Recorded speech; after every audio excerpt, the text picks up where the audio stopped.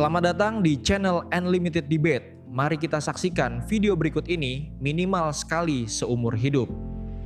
Paulus, sebuah nama yang selama ribuan tahun telah memecah belah. Bagi sebagian, dia adalah Rasul Agung. Bagi yang lain, dia adalah pembajak, perusak ajaran murni Yesus Kristus. Tuduhan itu selalu sama. Paulus menciptakan agamanya sendiri. Paulus mengubah pesan cinta kasih Yesus menjadi teologi yang rumit dan kaku. Paulus, kata mereka, adalah koruptor nomor 1 kekristenan. Bagaimana jika narasi itu salah? Apa? Bagaimana jika tuduhan yang telah mendarah daging selama berabad-abad itu? Apakah adalah sebuah kesalahpahaman terbesar dalam sejarah? Malam ini, kita tidak akan berdebat dengan opini. Kita akan menyajikan bukti, fakta tersembunyi yang ada di depan mata kita semua. Fakta tersembunyi yang ada di depan mata kita semua. Kami telah melakukan investigasi mendalam, menelusuri surat-surat kuno, dan menemukan sebuah pola. Sebuah benang merah yang tak bisa dipatahkan. Inilah 5 ayat kunci yang akan membuktikan tanpa keraguan bahwa Paulus justru hadir untuk menguatkan ajaran asli Yesus. Bersiaplah, karena apa yang akan Anda dengar mungkin akan mengguncang semua yang Anda yakini. Tuduhan pertama yang paling sering dilontarkan, Paulus menghapus hukum Taurat yang diajarkan Yesus. Mereka menunjuk ayat-ayat di mana Paulus berbicara tentang pembenaran oleh iman, bukan oleh perbuatan hukum. Seolah-olah Paulus berkata, lupakan semua aturan, yang penting percaya. Tapi mari kita buka petunjuk pertama. Ayat kunci nomor 1. Tersembunyi dalam suratnya kepada jemaat di Roma, pasal 3 ayat 31. Dengarkan baik-baik. Dengarkan baik-baik. Jika demikian, adakah kami membatalkan hukum Taurat karena iman? Sebaliknya, kami meneguhkannya. Sekali lagi, sebaliknya, kami meneguhkannya. Ini bukan kata-kata seorang perusak. Ini adalah kata-kata seorang penegak. Paulus tidak menghapus hukum. Ia menempatkannya pada konteks yang benar, sama seperti yang Yesus lakukan saat berkata, "Ia datang bukan untuk meniadakan, melainkan untuk menggenapi." Benang merah pertama telah terungkap. Kita lanjut. Tuduhan kedua, ajaran Paulus tentang kasih karunia dianggap sebagai lisensi untuk berbuat dosa. Sebuah jalan pintas yang tidak pernah diajarkan Yesus. Sekarang kita buka ayat kunci nomor 2. Galatia 5 ayat 13. Paulus menulis, "Saudara-saudara, memang kamu telah dipanggil untuk merdeka. Tetapi janganlah kamu mempergunakan kemerdekaan itu sebagai kesempatan untuk kehidupan dalam dosa, melainkan layanilah seorang akan yang lain oleh kasih." Perhatikan kalimat terakhir itu. Perhatikan kalimat terakhir itu. Layanilah seorang akan yang lain oleh kasih. Di mana kita pernah mendengar perintah itu? Tentu saja dari Yesus sendiri. Dalam Yohanes 13, Yesus berkata, "Supaya kamu saling mengasihi, sama seperti Aku telah mengasihi kamu." Ini bukan ajaran baru. Ini adalah gema, pengulangan, penegasan dari perintah agung Sang Guru sendiri.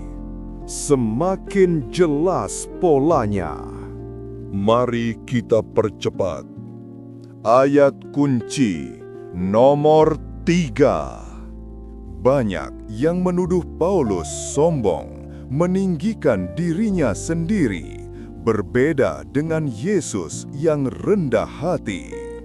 Tapi lihat apa yang ia tulis dalam Filipi 2 ayat 3.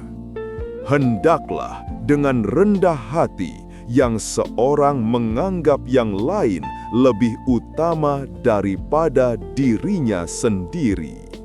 Rendah hati, menganggap orang lain lebih utama. Ini adalah DNA dari khotbah di bukit. Ini adalah cerminan langsung dari ajaran Yesus tentang menjadi yang terakhir untuk menjadi yang terdahulu. Paulus tidak sedang berteori. Ia sedang menerjemahkan karakter Yesus menjadi instruksi praktis bagi jemaatnya. 2 ayat lagi. 2 ayat lagi. Dan yang berikutnya akan menghancurkan argumen para penuduh. Ayat kunci nomor 4.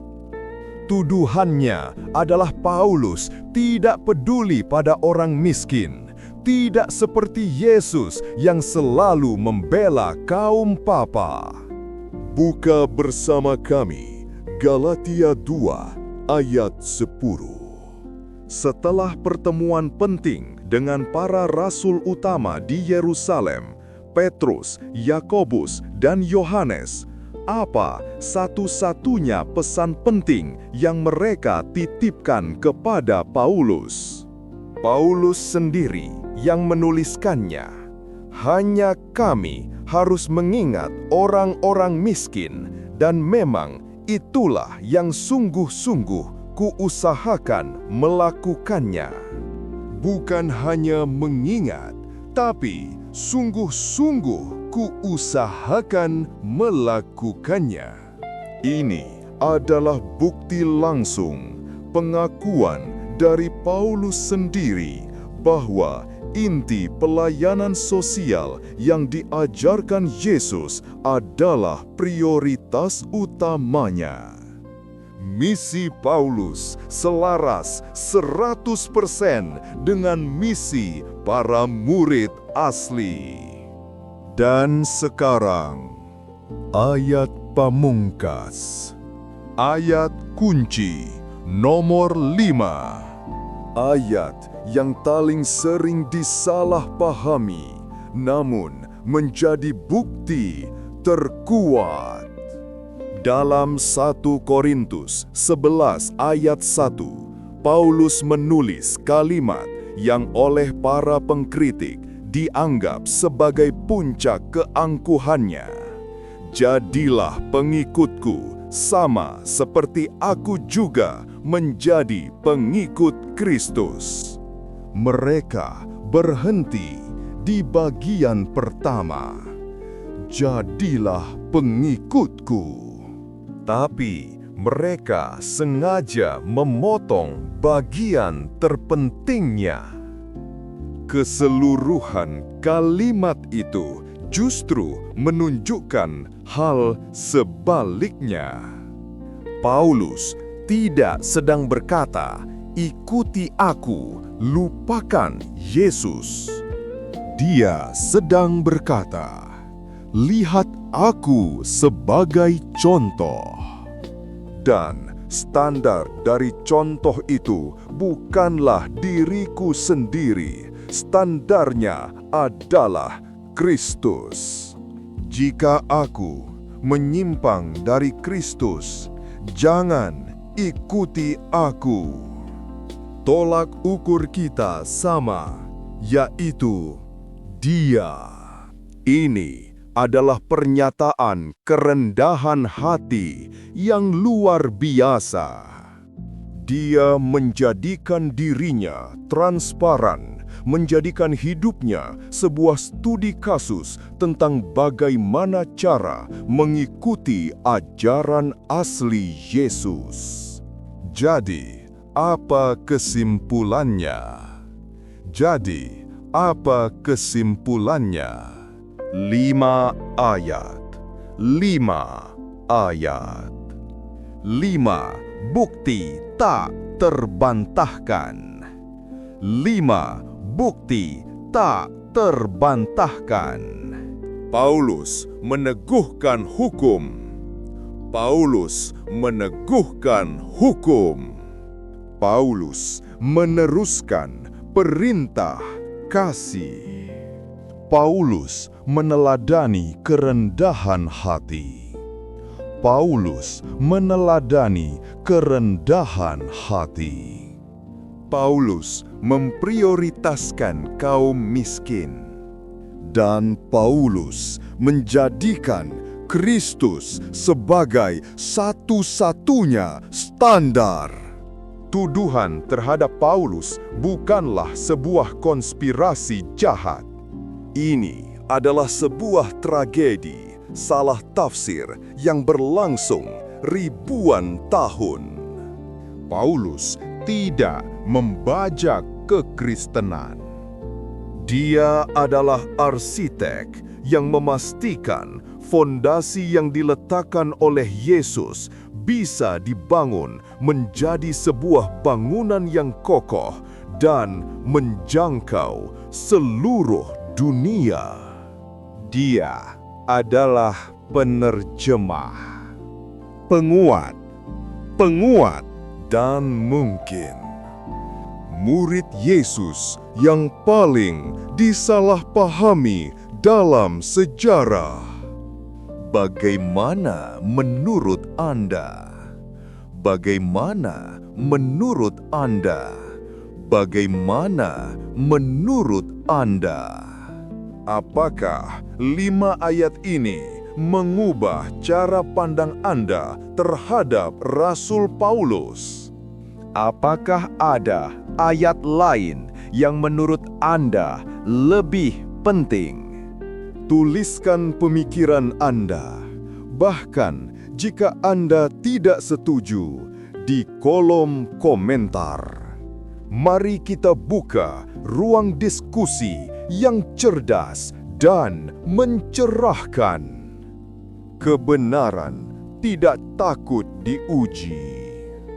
Di episode berikutnya, kita akan membongkar misteri yang lebih besar. 3 perkataan Yesus yang sengaja dihilangkan dari Alkitab.